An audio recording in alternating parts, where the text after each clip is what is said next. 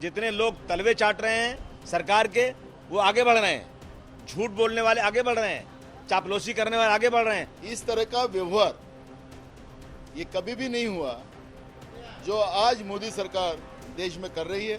जो भी कंगना के विरोध में बोलेगा उसके ऊपर गुना दाखिल हो रहा है, यही है ना। जो लोग सरकार के खिलाफ भूमिका लेते हैं, सरकार की नीतियों के खिलाफ आवाज उठाते हैं, कहीं ना कहीं उनके खिलाफ ईडी हो, सीबीआई हो, इनकम टैक्स हो, इसका इस्तेमाल होता है। इन बयानों को सुनने के बाद आपके मन में क्या आया होगा? जो भी है, इतना तो समझ आ ही गया होगा कि मुद्दा बॉलीवुड से जुड़ा है।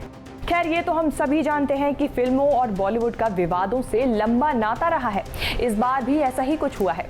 दरअसल इनकम टैक्स डिपार्टमेंट ने डायरेक्टर अनुराग कश्यप, तापसी पन्नू और मधु मंटेना के यहाँ छापेमारी की है। ये छापेमारी प्रोडक्शन हाउस फैंटम फिल्म से जुड़े टैक्स चोरी मामले में की गई है। लेकिन अब इसी के साथ राजनीति भी गर्म हो गई है।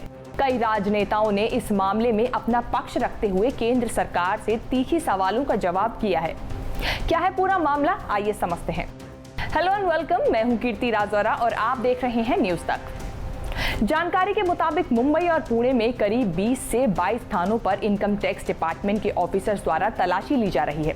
इनमें अनुराग कश्यप, तापसी पन्नू, मधु मंटेना, विकास बहल और फैंटम फिल्म्स के साथ 3 दूसरी ऑर्गेनाइजेशन के ऑफिस के नाम भी शामिल है। इन सभी पर टैक्स चोरी करने का आरोप लगा है। बॉलीवुड से जुड़े इन लोगों के घर और दफ्तरों पर हो रही इस छापेमारी को लेकर विपक्ष ने केंद्र को घेरते हुए अलग अलग बयानबाजी दी है। इनमें नवाब मलिक, प्रियंका चतुर्वेदी, तेजस्वी यादव, अशोक चौहान, अबू आजमी और यशोमती ठाकुर का नाम शामिल है। नेताओं का कहना है कि इन लोगों के खिलाफ छापेमारी इसलिए की गई क्योंकि हाल ही में इन बॉलीवुड हस्तियों ने केंद्र सरकार की नीतियों के विरोध में किसान बिल पर टिप्पणी की थी और अपने पक्ष रखे थे। महाराष्ट्र सरकार में मंत्री नवाब मलिक ने कहा है कि पिछले कई दिनों से अनुराग कश्यप और तापसी पन्नू मोदी सरकार की नीतियों के खिलाफ बोल रहे थे, इसलिए उन्हें दबाने के लिए सरकार द्वारा ये कार्रवाई की गई है।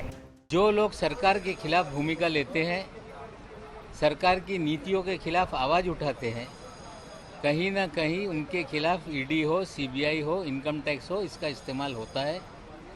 पिछले कई दिनों से अनुराग कश्यप हो, तापसी हो, कहीं ना कहीं मोदी सरकार की नीतियों पे खुलकर कटाक्ष वो लोग कर रहे थे, आवाज उठा रहे थे। उन्हें दबाने के लिए इस तरह की कार्रवाई की गई है। कांग्रेस नेता और राज्य सरकार में कैबिनेट मंत्री अशोक चौहान ने अनुराग कश्यप और तापसी पन्नू के खिलाफ इनकम टैक्स की रेड को मोदी सरकार की बदले की भावना की कार्रवाई बताया है। अनुराग कश्यप हो या तापसी पन्नू हो, जिनके बारे में आज जो बातें सामने आईटी रेड के माध्यम से बताई गई है, ये देश के लिए कोई नई बात नहीं है। आजकल तो रोज का ये मामला हो गया है कि जो भी केंद्र सरकार के खिलाफ में अपनी भूमिका रखता है या जो भी वास्तव भूमिका व्यक्त करता है, ऐसे व्यक्ति को बोलने से उसके ऊपर दबाव निर्माण करने का ये आजकल माध्यम हो गया है। और केंद्र सरकार ऐसे माध्यम के जरिए लोगों की आवाज़ बंद करने की प्रयास केंद्र का हो रहा है।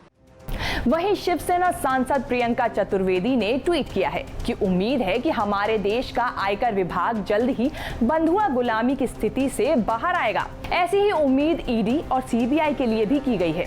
इसके अलावा तेजस्वी यादव ने भी ट्वीट कर केंद्र सरकार पर जमकर हमला बोला है। इस मामले में केंद्रीय मंत्री प्रकाश जावड़ेकर ने कहा कि हर मामले को राजनीति से जोड़कर देखना सही नहीं है।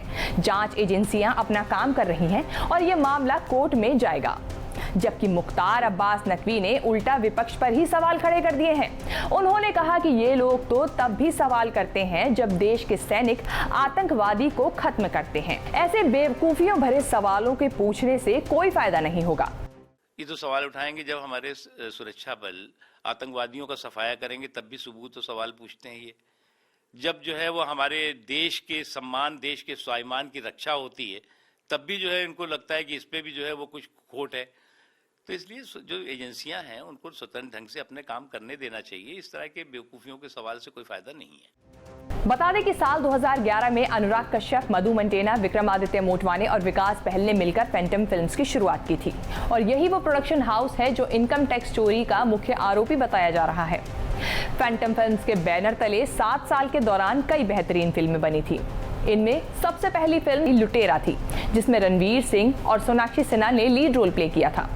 इनमें कुछ फिल्में फ्लॉप भी साबित हुई थी। हालांकि साल 2018 में इस कंपनी को डिसॉल्व कर दिया गया था और तभी से इन चुनिंदा संस्थानों के बीच लेन देन पर आईटी डिपार्टमेंट की नजर रखी जा रही थी। आपको बता दें कि साल 2015 में ही इसके 50% शेयर रिलायंस एंटरटेनमेंट ने खरीद लिए थे।